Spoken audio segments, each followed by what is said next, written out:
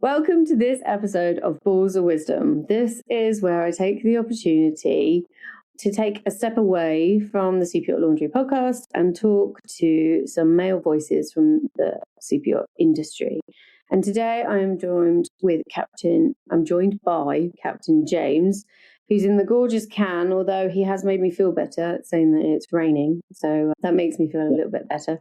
How are you doing today? Yeah, I'm all good. Not too bad. Well, I say that actually. I've got a cold, which I seem to have got from my kids. Just January is that month where you just get lurgy after lurgy after lurgy from children. So, I seem to have got it now. So, I'm all right. Children are super spreaders. Yeah, exactly. They are. So I wanted to speak to you. So you obviously came into my sphere of, well, in the industry, we have a lot of voices. Let's put it this way. But yours kind of stood out to me because there are a lot of individuals talking, but not many probably as frank as yourself about what captains are facing, what crew are facing. Obviously, there's been a few, you've wrote passionately about a few things. So I really wanted to get you on because I think a voice that's perhaps not being heard the way that we want is the voice of captains. So it was important for me to get you on. But before we start talking about what you're up to now and the amazing things, I just want to kind of set the scene. How did the super yacht industry arrive in your life at the beginning? What was young James doing and how did he end up on a super yacht? Many, many moons ago. Yeah, no, young James. I grew up in the sort of usual optimist as a 5-6-year-old, started sailing, and we had family friends who had a place in the Isle of Wight. So we used to go to theirs in Seaview, and then I got into Toppers and then Wayfarers, and then ended up down your neck of the woods in Chichester on International 14s with my brother. And yeah, I loved it. I feel at home. My grandfather was in the Navy, and I don't know, I just feel at home at sea. And basically I was in the city, did all right for myself. And then when the tsunami happened, I was actually just going to go travelling and go and help out in the tsunami and see if I could help. And one of the guys who worked for me, or with me, was his brother was the sous chef on Le Grand Bleu at the time. And he was like, well, why don't you go and work on super yachts? And I was like, super what? And he was like, super yachts, it's a job. And you work on, and I was like, whoa, okay. And like, how do I do this? He's like, look, I'll put you in touch with my brother. This is well before mobile phones and all that. So basically I flew down to Antibes and checked into the trusty, old school, original crew house just off the roundabout. And yeah, what is that called? I don't know. It's been called loads of things, but I can't remember what it was. Well, yeah, I think some basically the roughest crew house that existed.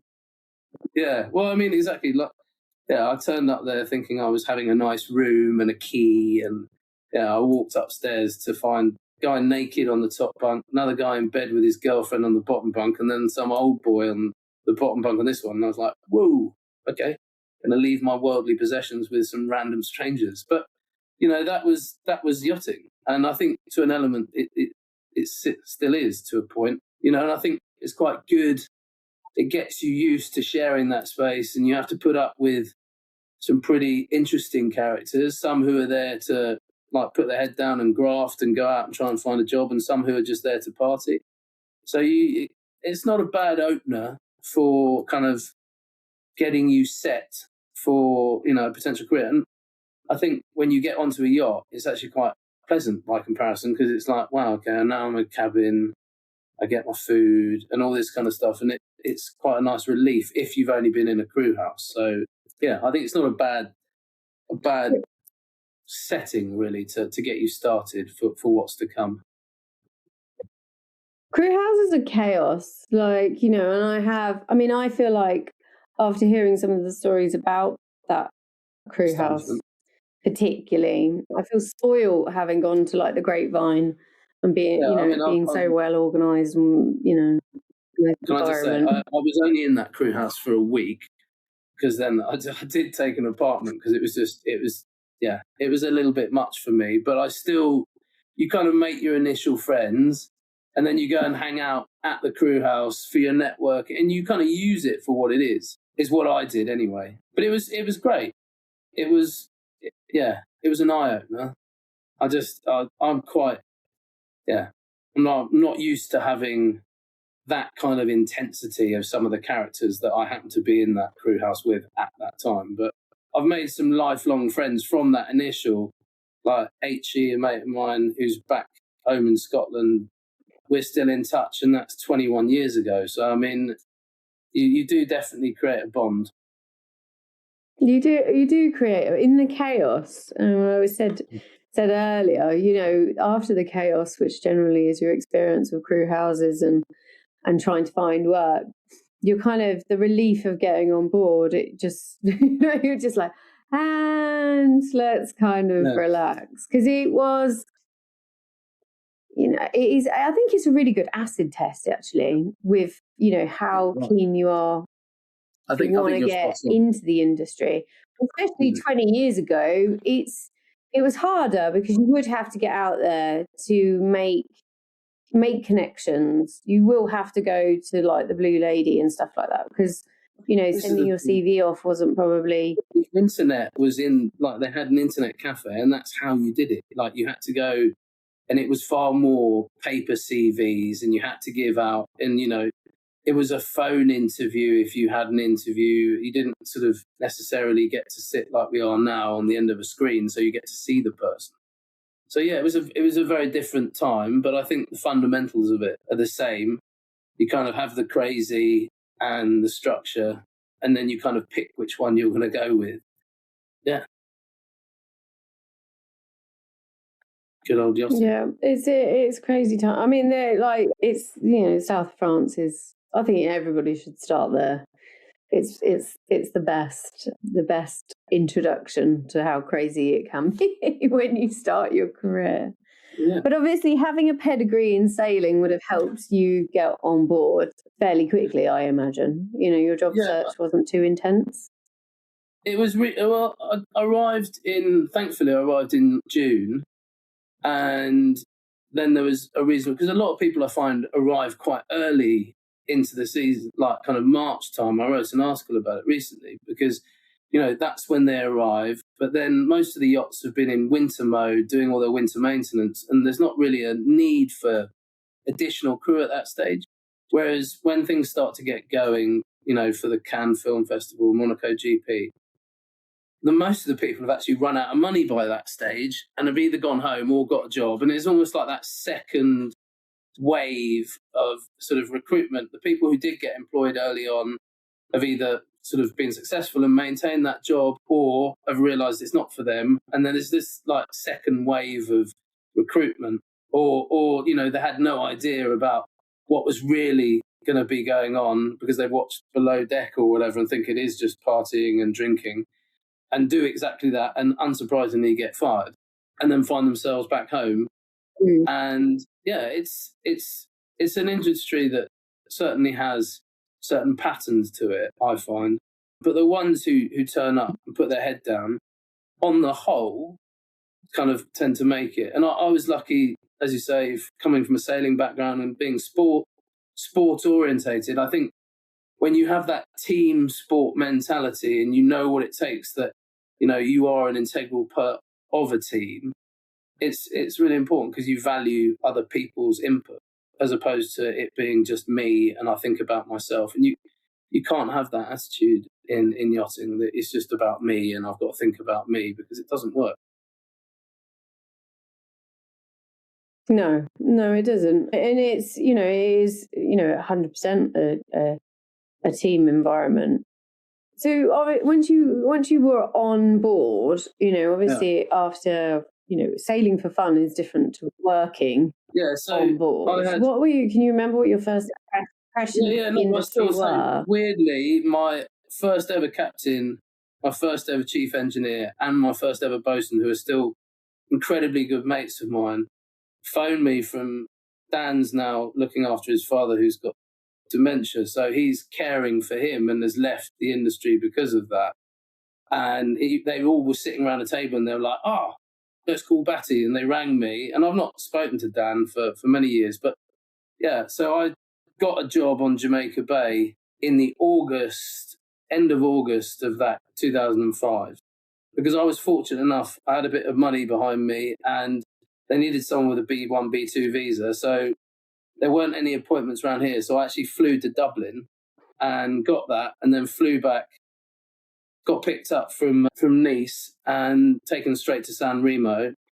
And then we crossed, and it was horrendous. Our first crossing was in September. So it was brutal getting over. Kind of got caught in between two hurricanes, which was a joy.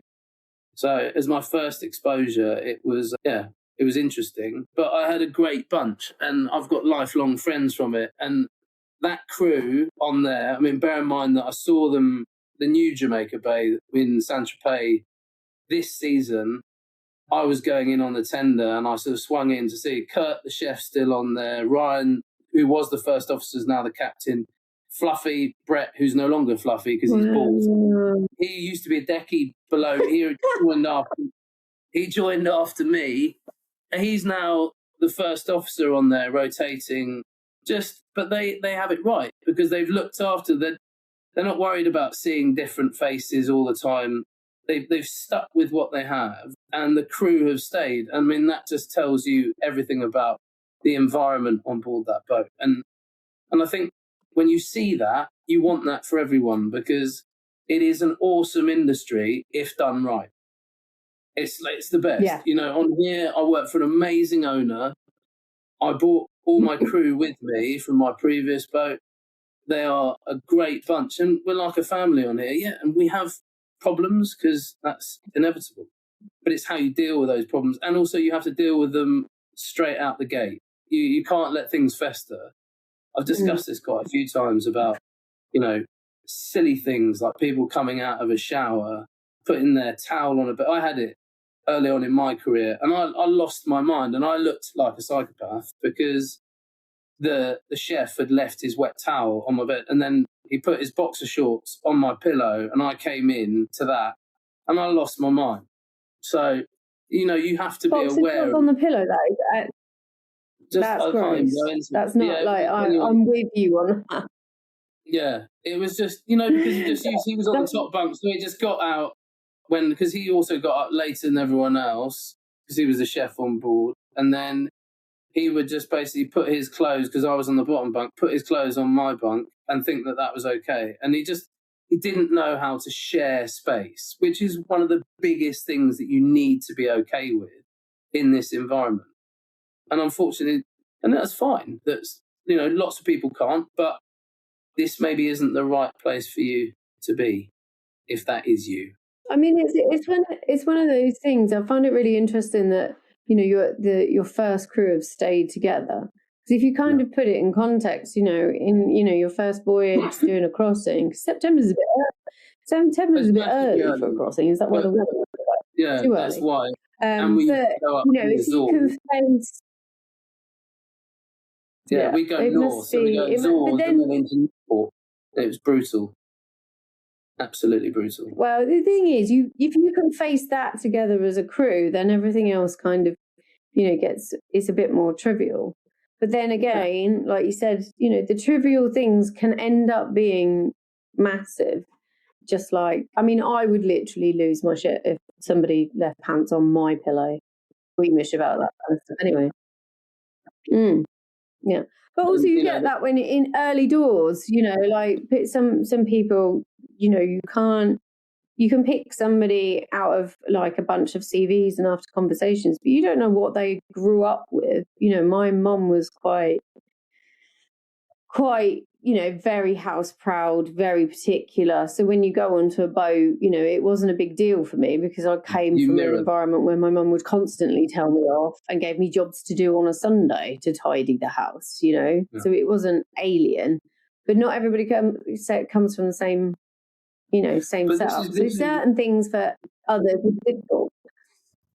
But this is why, I mean, I said the other day on an article on LinkedIn, I think as part of your STCW, when you're starting out, you should essentially have to live in that environment. So you live with the people you're on a course with, and you get given roles to do, much like a watchkeeper, so that you become part and you can start to get used to that. And you may well finish that course and go, that's not for me. If that's what it's like, I'm not interested. Because going out, doing your SDCW, going to the pool, going to the fire centre, and then finishing at 5, and then going to the Blue Lady, having a few beers, having a skinful, and then kind of falling into bed isn't reality.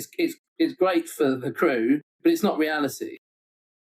Whereas the reality is, you're on call 24/7. We get into bed. If an alarm goes off at 2:00 in the morning, you're dealing with it. It's not like, I'm not at work, boss isn't on, I'm not dealing with that. You're dealing with it. And you need to be in that mentality of having that level of professionalism, I suppose. When obviously you went on, obviously you've gone on to different boats and stuff like that. Did you always fancy yourself as a captain, or is it something? Because I was speaking to somebody the other day on a different podcast, and we were talking about that there isn't really anywhere else to go within, on a boat. You're either good at man management or not. But because there is no other option, do people end up as captains because that's ultimately it, which shouldn't be captains? Like, did you say, I'm really good at managing people, I'm going to be a captain? Or did I want to get paid the big bucks, I want to be a captain? Or both? Well, crikey, I don't think either of those. I didn't think to myself, I'm really good at managing people. I really enjoy crew and people. I'm a people person. I do enjoy being around my crew, and we do have a family environment where I try and keep everyone on that same level. There isn't this, I'm more important than you and you must do this for me, because everyone in a crew plays just as much important role as the next person. If the girls aren't doing the laundry, cleaning the cabins, it's just as important as if I'm not getting stuff organised in terms of our navigation or the boys outside. Everyone has their part to play. And I think when you get that idea in your head that everyone is just as important as each other, it creates that decent environment that you want. And, it's difficult because you do get people who are like, well, I'm this job and I'm that, I should have this and I should have that. And it's like, well, no, not really, because if she doesn't do that or he doesn't do that, then it has the same knock-on effect. So, we all have our equal responsibility on board, really. But for you, it wasn't, I'm going to be a captain one day. You just kind of went with the flow. I went with the flow, but also I think you reach that. If you're not, and this sounds dreadful actually, but if you're not a particular people person, quite a few people, start on deck and then maybe do their AEC and then maybe go down the engineering route, because you can be, and I know engineers get a bad rap as being the kind of person that just sits in their ECR fixing things, getting angry at people and come out and grumble. But you're not as guest-facing down the engineering route as you are as captain. As captain, you're dealing with crew, you're dealing with management, you're dealing with ports, you're dealing with, you are essentially your boat dad, where you're, and you have to deal with people on their emotional stuff, because, only 2 years ago, unfortunately, I lost a crew member on board in Nice, and it was one of my very good mates' girlfriends, and Amber was a good friend of mine as well. They both come to stay at my house in Wales, and I loved her dearly. And it's a brutal thing to have to deal with. And you are a family, and you will bicker, and you will have problems on board, obviously, because family, it doesn't matter. You have the same within your family, there's little bickering and whatnot. But it's how you deal with it. And it's really important to have a positive environment on board where people can flourish and people feel like they can actually come and talk to you about something. Not just like, oh, it's the captain, I'm not going to go and talk to him, or, I'll only talk to my head of department and I'll relay that. You have to have that open door approach, I feel. personally. Well, it's also making them feel confident that you can deal with it. Yeah. Do you know what I mean? There's a trust element. You know, if you feel like your captain is competent, you know, you will open up to them, especially about stuff like that. But that kind of trust, you know, the work is obviously an important part, but also how you interact in the crew mess, what you sent out, because it's one of those things. I got a stepson that's entered the industry, and you know, my only advice to him was like, it's always work. You know, it could be 11 o'clock at night, but don't be under any illusion you're still at work. Do you know what I mean? You're not doing your daily tasks, but you're still at work. You have to respect the environment that you're in. But also, you know, that comes, yeah, you know, it comes from the top as well. You know, it really does. You know, the respect. Because I mean, I've worked on one boat I worked on, and we were going to be up for sale. That was the rumor, everything else. So it all got really loose. But that, you know, the captain just, you know, he was going. So he decided to have a good time. But you could see the domino effect, like, because he was kind of not bothered anymore. It kind of trickled down to everybody. Well, and then obviously it all just started to kind of snowball and get a bit wild. Yeah. It's the same when you have a crew member who's leaving. You know, if they're serving a month's notice, to me, I think that's actually really bad because, you know, they start talking about, and I really don't like that on board. And, you know, I can't wait to go to my next job and it's like, it's actually quite negative for all the crew that are sitting there listening to this. And, you know, I think from my perspective, when crew have decided to go, it's like you just move on and you push forward. I've always thankfully had good crew who worked their notice period. Like my first officer, Lawrence, just left. He left last year as well, but came back. But, you know, I'm about teaching people and I want them to push on and get the best for them. And I think through sharing knowledge, I think when you get people who are like, no, I'm not, oh, can I show you this? And it's like, no, well, it's not really, you don't need to know that. It's like, well, why are you withholding that information really from someone? Is it because you don't maybe know that yourself and therefore you don't want someone to see the gaps in your knowledge? Or, you know, and you can't profess to know everything. Every day is a school day for me. I learn something every day, like from different people as to what's going on. And also, if you don't use it every day, you lose it. So you can't always be at the top of your game in every area of your job. You know, you have to keep fine-tuning things and you know, we have the winters of maintenance, and this is the thing. You're full on from our season starts April 1st, finishes October, mid-October, by the time we kind of shut everything down, winterize, so to speak, and then go into a maintenance period. It's like, when do you actually really get to switch off? Because my leave entitlement is 90 days, but then do I go, right, I'm out, phone off, boop, no more boat stuff, 3 months? It doesn't work like that.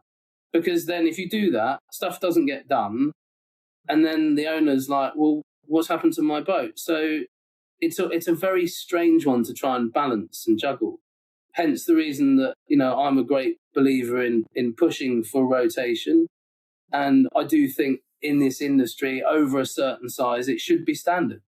And I would love to see, and this is a weird one, but much like airline crew, my stepdad was a commercial pilot for 35 years. And much like airline crew come as a whole and they swap out, I think crew, because you know everyone's foibles and you know your crew and you work with your crew. And I've found when I've coming through the ranks, I've had rotational captains. You always have a favourite. And, you know, you've learned how one works and then you're like, oh no, because that's not how Peter or Simon likes it. So I have to change and I have to do it this way. And I think that kind of slightly ruins the dynamic. Whereas I think if you came as a unit, and you were like, cool, high five in, everyone turns up with that kind of fresh face. Let's go. We've got 8 weeks. Let's smash it out. The owner gets the best experience because everyone's happy to be there and they're kind of refreshed and come with a kind of fresh-faced look. And I think it would be That's quite a quite nice interesting. concept. I know, I've never heard of that before. That would be quite, it's. Well, I mean, you Well, know if you your go job and you know on, your boat. So if obviously there's going to be a point when you get the new crew and you find your opposite number, that you're going to go through your handovers of everything that you know needs to be done. But once you've got that, there's no reason it couldn't work. And then everyone turns up and you've got none of this like, oh no, but Peter likes this, or Lucy likes it like that, or she can be a bit funny about this, and you just turn up and you know everyone. It's like, that's my engineer, him and I work together and we get on. And that's my chief stew, that's my, purser, whatever. So it's a thought. That's quite an interesting. It is a thought. I quite like that concept. So I obviously, don't see why it wouldn't work. I don't see why it wouldn't work. And I think, in this industry, it's a luxury industry. Now, when you talk about luxury for me has never been about cost. You don't go, oh, I want that Birkin handbag, and they go, well, how much is it? Ooh, how much is that? It doesn't. You just go, right, you want that because it's exclusive. Not everyone can have it. Do you know what I mean? And I think we've somewhat lost that, because it's always now the metrics come back to money, and that has sort of become a focus point. And I think we need to move back the other way, back to its luxury, and giving people the most amount of support and everything like that they can get in terms of training, financial remuneration, all of that, just trying to get everything together. My concept of creating the platform came from, but we'll come to that. But yeah, I mean, that's it. Before we get on to the platform, I just wanted to talk about, like, captains. From your opinion, how are captains? What's the morale like at the moment in the captain community? Because from obviously what I read, I've worked for captains, but I've never been, obviously not been a captain. One of the things, obviously a real prominent thing recently is mental health and all of that kind of stuff. Yeah. And from an outsider looking in, having to think about the captain's role, it's a bit like when you think about your husband. Although I, obviously take the mickey out of my husband. Men deal with stress and compounded stress a lot differently to what women do. Obviously, I talk to women all day, and I am one, so it's really easy. With captains being asked to do more or understand more, so obviously, you've got great wealth of knowledge about how to, all the regulations, moving boats, all of that kind of stuff. But most of your, obviously what we said, most of your job is man management, which a lot of the regulations and training probably doesn't highlight as much as it should. And especially currently with the whole mental health things, and it's been said many times, individuals, if they were struggling with mental health, might not go to their captain. The captain might be very good at lots of things, but might not be the go-to person for mental support.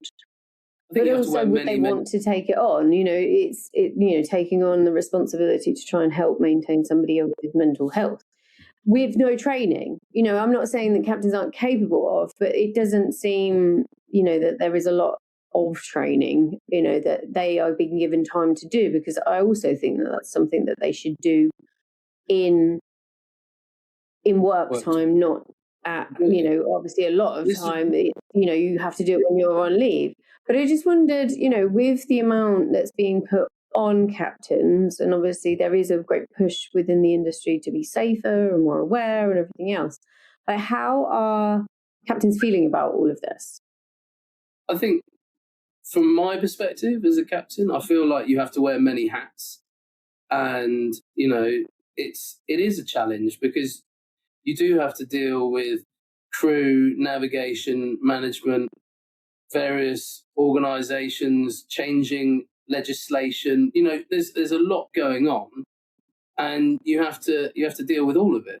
And it's, as you said, the training aspect of it, you have to do in your own time on the whole, not always. Some great yachts, give that paid training time, but that is rare. It's not something that's industry standard. And I think that's the problem. There is no such thing as a standard. This is the problem. The standard can be taken as to what the person that particular yacht feels is the standard, and this is where I find there's a problem, as wages, in my view, they haven't gone anywhere since I joined. Deckies are still getting paid the same as when I entered the industry. Stewardess is the same. That's 21 years. Like, what other industry in the world are wages still the same as what they were 21 years ago? None. Doesn't exist. So, and then everything's been added on to, oh yeah, by the way, and you need to do this, and the paperwork side, and you have to fill in this, and you have to give us this report, and you've got to do these accounts. And by the way, Sophie's not feeling very well because unfortunately, one of her parents isn't very well. All of this falls at your doorstep. And I think there's maybe the infrastructure and support system isn't there within yachting. And I think that's the problem. We don't have industry standard. It's not like, this is where you'll go, this is the career path you have, this is the training you need, this is the mental health support. This is like all packaged together for you, and you will be guided on your journey. Like most careers, it's like you get into banking, you have to do these exams, your FSA, like you have to do certain things, and you're guided on that, and your company will go, well, yeah, no problem, you're working for us, so we'll assist you with that training, we'll do that because it's in our benefit. And I think we need to steer yachting in that direction of going, well, this is important. If you want people to perform at the highest level, you have to support them on that journey. And I don't feel that it exists. I work for an amazing owner, so I'm very fortunate.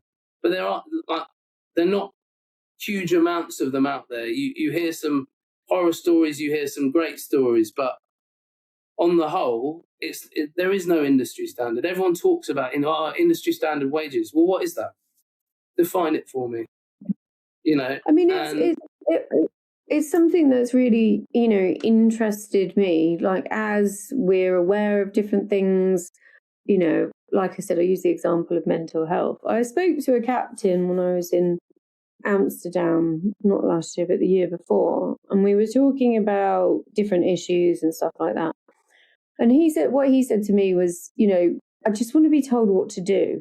Do you know what I mean? In some respects, I think captains could do with more guidance, So I think I used the talking about how you deal with a rape scenario on board, whether that's a guest being raped or a member of crew. Like, what's the policy? What do you, what guidelines are you given to deal with that scenario? Because I know obviously a lot of, when you're doing first officer and all these things, how to deal with a dead body, it's all kind of written out for things you need to do. And he just said, whatever the thing is, it'd just be nice for them to just say, we want you to do this as a bare minimum. Like, it sounds like some of the regulations could maybe be a bit more expanded with all now our new knowledge and what we want to implement.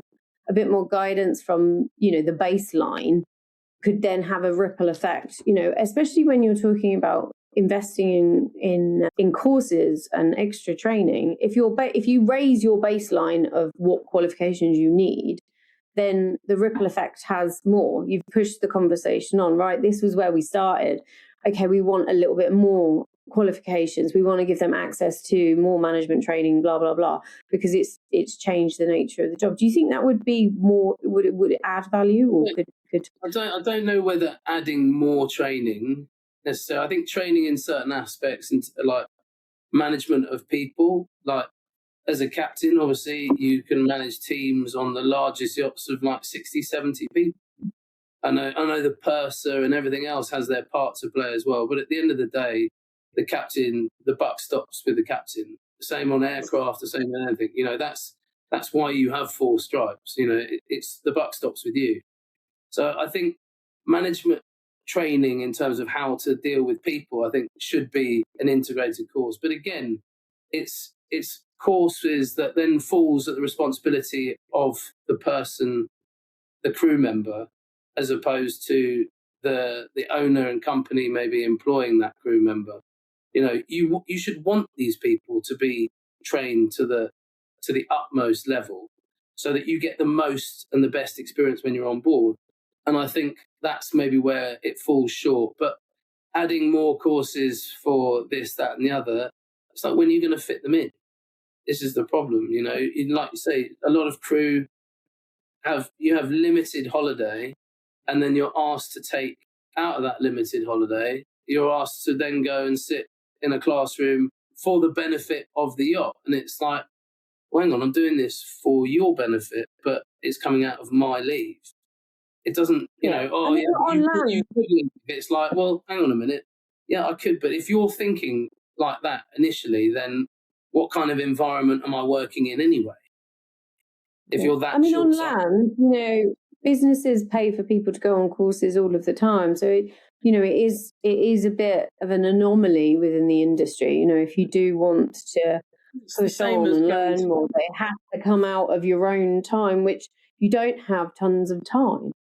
Yeah, but also like going to various like Mets and things like that, going to these events where everyone's discussing crew, the Super Yacht Forum, everyone's discussing crew, but how many crew are in the room? Like, how can you talk about a group of people and their livelihoods and stuff that affects them directly without having them there? It makes no sense to me. And I feel like that needs to change. Like, get a camera in the room, allow people access. You're talking about us, let us listen to it. And let us then relay to you whether, yes, you're right, we do feel that way, or no, that's not true. It's like, why wouldn't you allow that exposure, or are you actually hiding something? And I think that's the problem. And as soon as you close a door on someone, you start those cogs turning in someone's mind, going, well, hang on a minute, what are you talking about in there? It's the same as anyone. Oh, no, you're not. We'll tell you about it afterwards. What? Why? You're talking about my job and my livelihood and my industry, but it's like having a conference for waiters at Met's Trade, getting them to serve on the event, and then having them walk into a conference room and closing the door on them, being like, we'll let you know what we talked about when we come out. What? No, thanks. Yeah. Also, like, you know, one of those things, you if they're not part of the conversation, how much are you actually going to achieve? You know, and also, you know, I've mentioned before, you know, this year I'll be 10 years off the boats, you know, 20, you know, yourself, 20 years since starting. It isn't the same as what we experienced when we started. You know, just, you know, these nuances of different, how crew are, you know, educated on board, how they socialise on board. It's changed again, you know, and if they're not even in the room to have, you know, talk about these in these conversations, how on earth are you supposed to be able to keep up? But you're sat there in Chichester and I'm here in Cannes, okay? Like, the proof is in the pudding. We can do it. We can have a chat thousands of miles away, but yet we can't put a camera in a room about a conference that's discussing our livelihoods. Of course we can. We can't use that anymore. We can't use that excuse. We've got technology. Technology has moved and has changed a lot in this industry as well. You know, some for the better, some for the worse. You know, social media is good in some aspects, very bad in others. But, you know, it's the technology's here. We have the reason. We don't have this like, well, it just takes a long time. We need the data, and then when we get this year's data, we can compare it to next year's data. It's like, but what are you doing with the data? Like, what are you actually doing with it? And if nothing's changing, it's a lot of chat, basically. And I feel like there's a lot of chat and a lot of everyone banging drums when certain things happen in this industry and going, we must change. And then it starts to do this, disappear. And then nothing ever happens. Then it happens again. And everyone goes, this is outrageous. This is the second time this has happened. And it's like, yeah, you didn't do anything the first time it happened. So what makes anyone think you're going to do anything the second time? It's just, unless we actually make changes, nothing's going to change. No. But it's also changing, you know, the conversation has been very, I would say, stunted for a while. But if you don't change the conversation and maybe change the questions that you're asking, you might not ever get get to the answers. And I think that's what's interesting at the moment. There is definitely a lot more people just looking for different ways to approach some of the issues that are affecting the yachting industry at the moment. Again, like yourself, looking at ways to kind of bring people together and distribute the right information to the right people.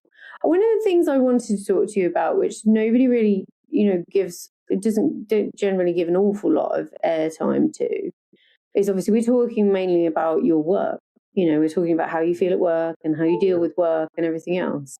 By the time you're a captain, you've got a life. You've got children, you've got a wife, you've got a house. Do you know what I mean? Like, it's not, I think one of the things that is quite easily overlooked is we super hyper focus on what's going on board. When, and especially with men as well, when you're, bills to pay, it is, you obviously you've got quite a nice owner, but like you can go through, changing boats, massive amounts of responsibility, massive amounts of bills to pay, children being away from your family. You sell your soul to this job because you dedicate. You have to. You can't half-ass it. You're either in or you're out. And when you do, as you've rightly identified, you're like, I've got 4 kids and my wife. We live in Pembrokeshire, and it's tough because I don't see them for 9 months of the year. That's 9 months of the year that I don't. Yes, I see them on the phone, but that's not the same. That's not the same as seeing your kids, holding your children, holding your wife. It's not. And unfortunately, a lot of captains lose that relationship. And that happens. Like, we've been close, and I hold my hand up to it. And a lot of it's been because you have to be like, I can't. It's work. I have to deal with it. And it's like, but you're home. You're home. Why can't you, like, you're home? Like, you're not at work. You're on leave. And it's like, yeah, but I have to deal with this because if I don't, then, and it's unbelievably tough. And unless you have a wife who's understanding of that, luckily my wife she was a chief stew herself, so she knows the industry. But you really have to give your soul and everything into it, because you can't be like, I'll deal with that another time. Boop, hang up. I'm not answering. That's the boss. Boop, boop. I'm on leave. He'll get the message. No chance. You do that, you're looking for a new job.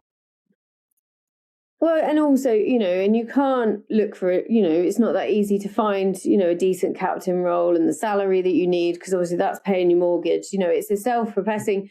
And also, we said this when I spoke to you just recently. One of the things is not just captains, it's the industry completely. And chief stews definitely fall victim to this. Because we're in the business of kind of meeting or exceeding expectations, we are yes people. We want to say yes before we say no, or maybe we will. We will want to try and make the impossible happen. Yeah, but it's unfortunately then that makes a self-fulfilling, prophecy, because you're so reactive, because you've said yes, because you've made it happen. And you've responded on a Sunday lunchtime when you're literally supposed to be having, a lunch out with your family and stuff like that. Unfortunately, the next time that they ask, if you're not there, sometimes you can make it even worse for yourself. So there's kind of no way to get around it. But no. But you got the same, you get it flipped round. You're, a child, God forbid, has fallen sick. Your wife's trying to get hold of you, and she can't because, the boss, or you're traveling somewhere. The amount of grief that you'll get and guilt that you'll feel that you can't be there and can't be reactive. Guilt is something that I think also we don't talk about, like feeling guilty for being away. Yes, you're at work and yeah, you're paying bills. You still feel bad if you're not there for a birthday or someone's died or, all of those things. And these are all the things that you carry whilst trying to deal with the impossible job on board. Yeah, you miss all these key events. Like, you can't, in the middle of, like, July, be like, my best mate's getting married. Sorry, I know you've got your, silver wedding anniversary party on board, but you're going to have to get someone in to drive the boat. It's like, what? Sorry? It's like, yeah, but I need to have that weekend off because my best mate, I'm the best man. It's like, that's not happening.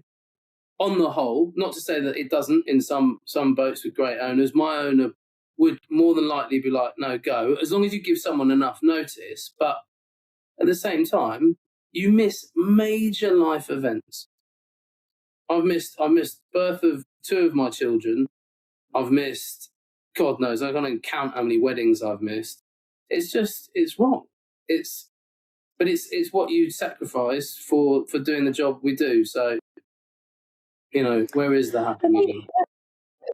Well, there's every job that you do, there's a payoff somewhere. You could be working all the hours God sent on land. Do you know what I mean? It's not exclusive, to the industry. But I think, having rotation, do you know what I mean? That you could have a rotational partner and you go, I know I'm supposed to be rotated on in July. Is there any way we can swap? And then maybe you could have Christmas and I get to go to this wedding. Do you know what I mean? At least there's some flexibility in it. If you don't have rotation, then there's no option. You are then, you're probably less likely, because then you're asking them to bring somebody in, especially that they've never worked with, to cover while you're away, which doesn't happen, to be honest. They don't do that. It's not happened. But then if at least that was an option, you'd have happier crew because they're not missing out as much. The pressure at home is less. This is it. But it's a really simple science, because a happy crew is a happy boat, and a happy boat is a happy owner. Like, get that bit right, and the rest falls. Like, you can be on the most amazing, all singing, all dancing boat with 3 helicopters, 2 swimming pools. But if the crew aren't happy because it's a toxic environment, it doesn't make any difference about all the bells and whistles. Whereas on the other hand, you could be in a rowing boat, but if you're sat opposite someone who you get on with famously, job's a good one. Do you know what I mean? And I think that's the underlying point. Crew makes the experience what it is. Like, that's the most important aspect of being on board. It's the same in any service industry, hotels, restaurants. You can have the finest food, but if it's plonked down in front of you and like, eat that, you're like, whoa, okay. Whereas if it's like, there you go, sir, here's your dinner. It's like, oh, this is that's it. It's the environment. It's the environment that makes the experience. But also that's really difficult to quantify, and I think that's maybe what I hope. Being able to have longer conversations and kind of thrash out ideas and perspectives, is the industry might see that, yes, like you said about pay, you're not paying people, it's not going up with inflation or anything of that nature, but the crew and how they interact with each other make the whole entire experience. What is it about that team that just seems to gel together? And it also works in crisis situations, when something's gone really, really bad. If you've got a solid crew, they can make it seem like nothing's happened. Do you know what I mean? Like, they can literally conquer all kinds of adversity. Your colleagues, and that comes with loyalty and everything else, because you're like, okay, right, I've got your back. There's not even a question. It doesn't even enter your mind like, oh, I'm not going in there. It's like, I'm behind you, let's go. And that's what you want in a crew. You want people who don't ask why. They're just, I'm with you. Let's go. Like, you're saying yes, I'm doing it as well. I trust you. And that's what you have. I mean, we had it on a previous boat where we had really unbelievably bad weather when we were in Ibiza, and everyone just came together and walloped straight on with it. And it's like, this is awesome. And then you've done something right. They don't ask why, what, they just do. And that saves lives at the end of the day. Yeah. Well, we do forget sometimes that we're actually at sea. Talking about all these things. It's a dangerous place. We need to be able to be switched on. There's a saying, worse things happen at sea, and it really is. It's a really dangerous environment, and you need people around you that have your back and you have their back. And that loyalty and trust, for me, is the most important thing. And I say, to my crew, I'm loyal to my... Respect is earned. You earn your respect from your crew members by showing them that you dig deep too, and that you do stuff and you do the crap jobs as well. Because they're like, well, Skipper does it, so I'll do it. If he does it, why wouldn't I do it? It's like you have to lead from the front. And I've started as a deckie. I've worked my way up, and I know what it's like. And I treat people with respect. I give you the rope to hang yourself. Basically, it's yours. Like, I've employed you. I trust you that you can do your job. Like, and you do with it what you want. But you make a mistake and you start to go, then unfortunately we're going to have to part ways, because that respect has been broken, that loyalty has been broken. So, but yeah, I mean, it's great. It's one of, obviously loyalty, all of these things, if you get a good functioning group, I don't think there's anything better, to be honest. You do make, the industry will breed you lifelong friends forever and insane experiences. But like we said, there's a few things now, I think, that are coming to the forefront, which are definitely lacking. And because, the industry, for whatever reason, is maybe not hitting head on some of the issues, you've kind of decided to do some stuff anyway. Yeah. You just maybe explain what you're up to, what you've got going on. Well, no, I've seen in the years, and I've been wanting to do it for a long time, but I'd never really been in the right headspace myself, maybe through my own employment or what was going on in my job and everything like that. But working for the person that I work for and having the people around me and what's going on in my own life, I was like, do you know what? And also my son, who's 14, was like, yeah, you know what? I think I'd be quite interested in getting into yachting. And I was like, woo, woo, woo, woo, woo. Like, and you do find yourself going, like, get a proper job. And it's like, but that's the problem. There's no support system, there's no structure necessarily in yachting. You're kind of left to your own devices. Find your own way. And so that's why, and everyone's in WhatsApp groups, but lots of different WhatsApp groups, and everything's fragmented.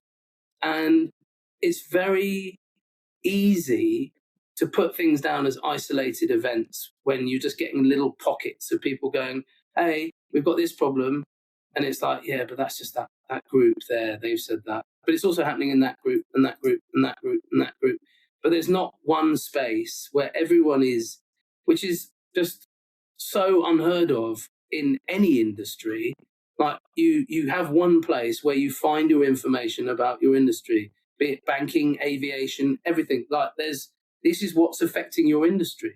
This is where it changes. This is where you get your information. This is where you can talk about it. These are the events you can go to in order to find out more about it.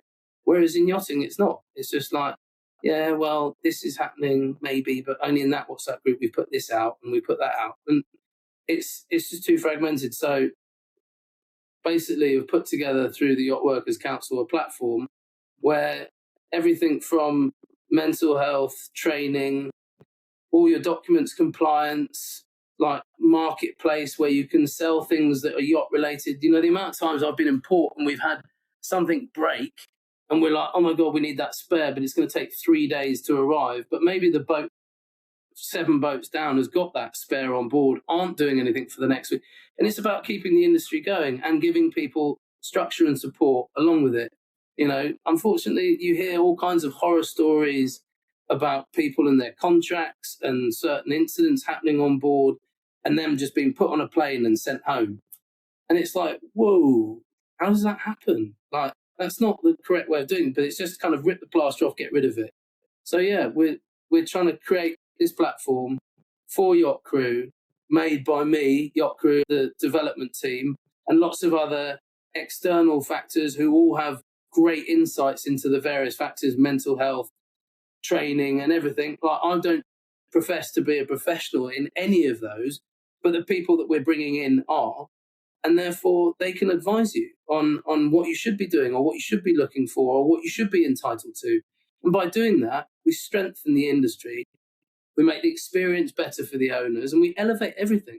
The only people who have a problem with it are people that have been doing well out of a broken system. And that's it. So, I mean, That's what we're trying to do. Bring all yacht crew into one space and allow people to choose their own career paths and ask real professionals within their industry, because you tend to ask people who are on board your boat, like, I'm just starting out, would you think I should carry on deck? And then they go, well, actually, I want to be the bosun next, not him. No, you should go and be like an engineer, probably. I'll do engineering. And then you're like, oh, right, maybe I'll do that. You need to do your AEC. And then they go off there because someone else is actually kind of guarding the next promotion on their boat. It's not the way it should be. You should be like able to access everything from one space. And it's quite a simple science. And like I say, by doing that, by giving people all the tools they need for a career in yachting, we elevate it. And everything, like there's good management, there's good legal support, there's good mental health, there's good contractors, there's good shipyards, there's good everything in this industry, but there's also bad ones. And like what we want to do is make sure that the good ones thrive and the bad ones either change and get better or they disappear. Or get out. Exactly. And it's the same with crew, Unfortunately, there's bad crew as well, and we need to draw a line under that as well, Bad crew make bad experiences and make a bad environment for other crew, so they shouldn't be in this industry.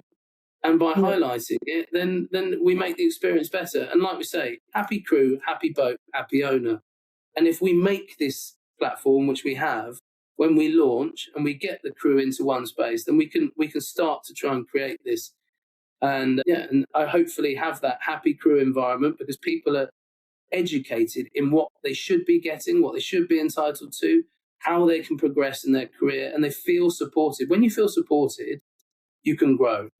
When you feel like you're left out in the woods, it's like, I have no one to turn to. I don't know where to go. What should I do? And then you leave yourself open to exploitation, manipulation. And that's what happens. You see it all the time in yachting. People, no, that's what you get paid. Or no, those tips, no, we take, the heads of the department take more. What on earth are you on about? Like, we all have the same basis. That's not, but it happens. And it shouldn't. Best one I've ever heard. I mean, tips is just one thing. I mean, that's a massive bugbear for a lot of crew. But the best one I've heard is it's percentage. So it's worked out how many years you've been on board and what position you are is what you get. So then if I was not being too cynical about captain, that fucking always works in your favour. Because you're generally on board the most. You're the most senior, so I'll take a really big tip. It's just so and then ridiculous. Poor old Decky at the bottom. But the Decky, if he's not doing his job, it's like if the girl in laundry or on housekeeping or on service, like everyone has the same level of importance within that experience.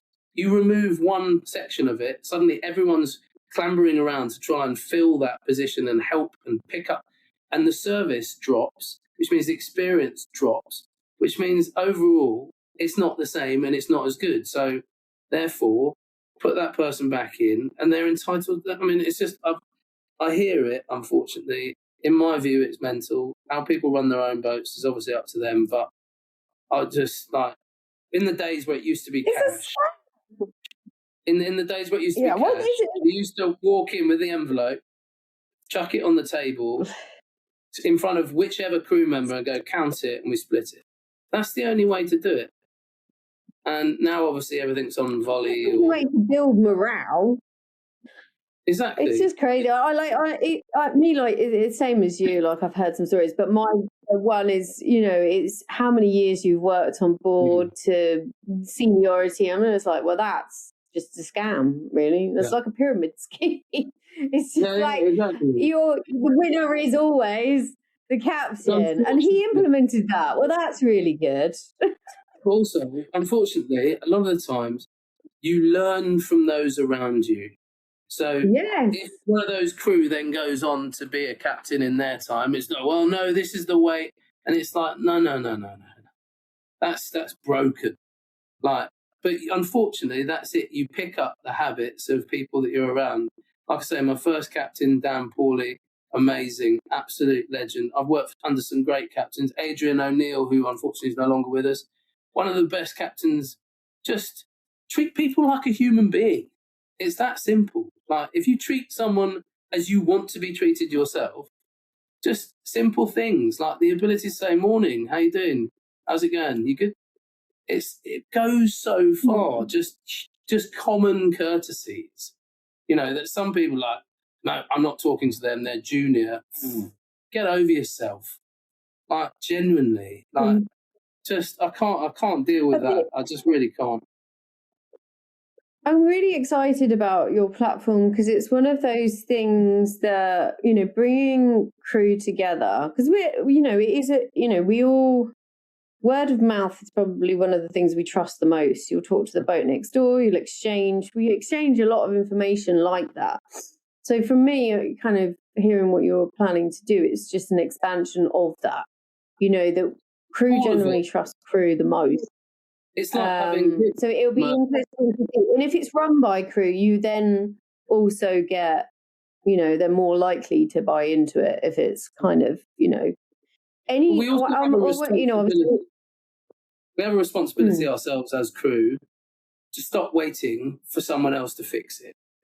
This is the problem, like, in my view, and I've been guilty of it myself. I've constantly been waiting for things to change. Like, okay, well, this year might be different. And it doesn't come.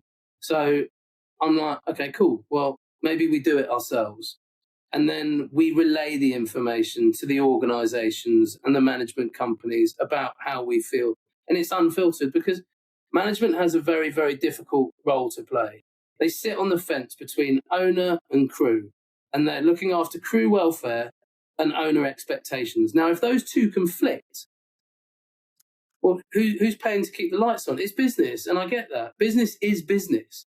So you have to kind of go, well, so, or, you know, as one company, who I can't name, but they did the contracts for a boat that I was working on, and my owner kept on changing that contract from, like, permanent to, oh, it's just seasonal.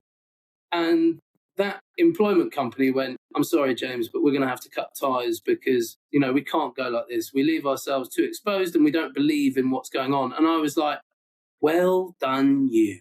Like, brilliant. If only there were more businesses within this industry that had that level of integrity, that were like, this isn't right. This exploitation is incorrect. Like, and that's the bottom line. One of my favourite words. You can't argue with incorrect. Like, no, that's incorrect. Like, you can't get away with doing that. But in this industry, unfortunately, it's a bit like the Foreign Legion. You know, you kind of you're left. Well, it is. Like, I always find that it's like getting new crew on board.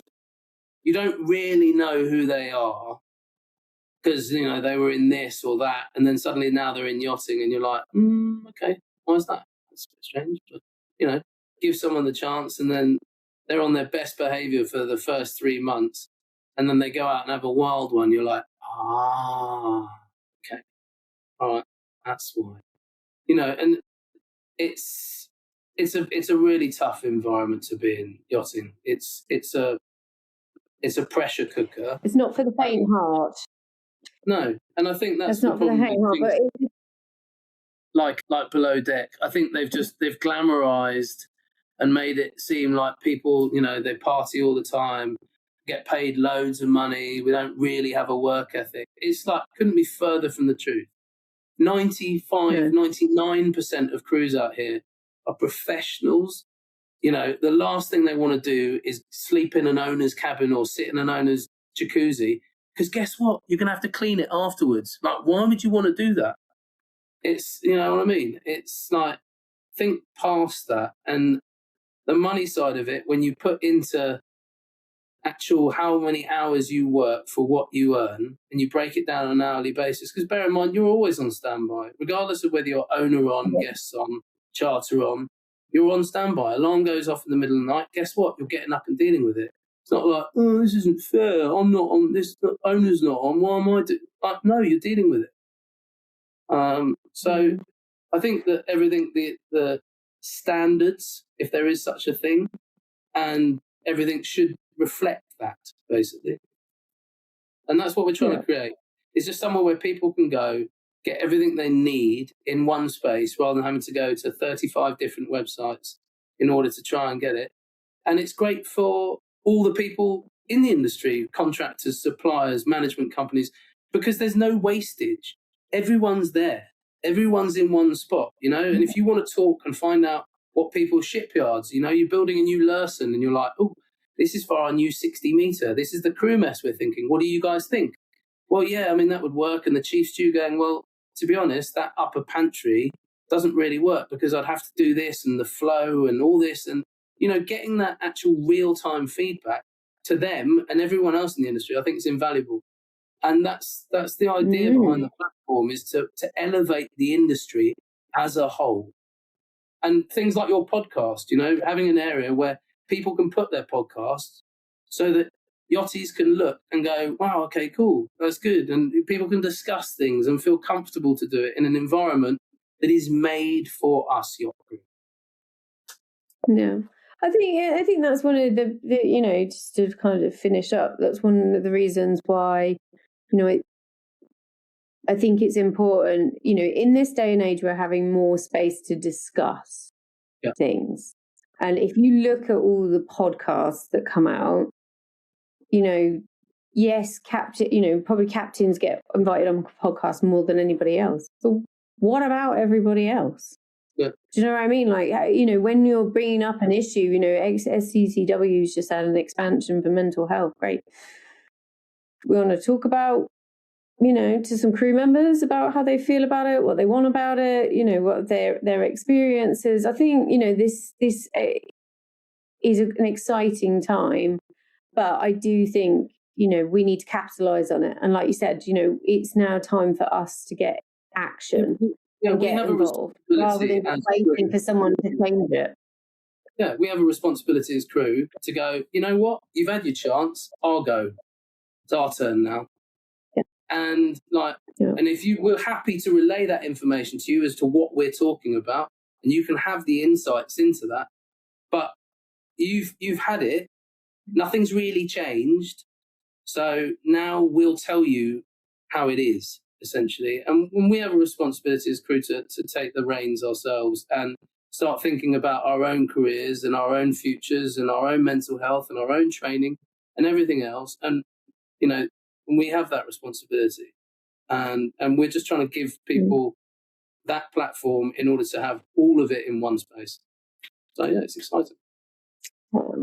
It's an exciting time. We're hopefully going to do an episode soon where you can have anonymous stories.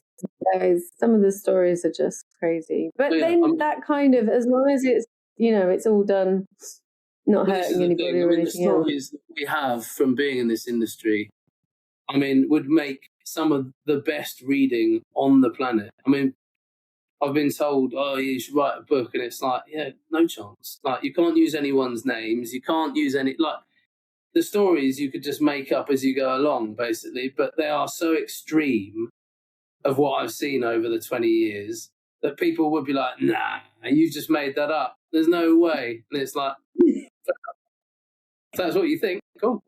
You know, that kind of almost takes the onus off me to be like, I don't need to tell you that it's real. And it's like, by giving people's names, it's just like, no, that definitely happened.